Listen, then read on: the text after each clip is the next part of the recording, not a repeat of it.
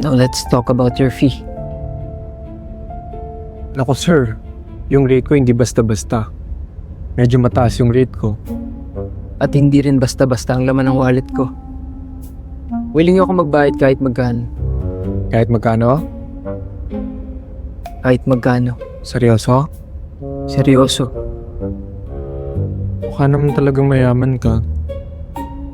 Well, pwede ko siyang ibigay sa'yo ng 300k. Well, 300k per week.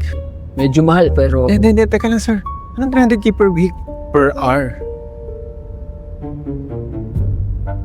Nahihibang ka ba?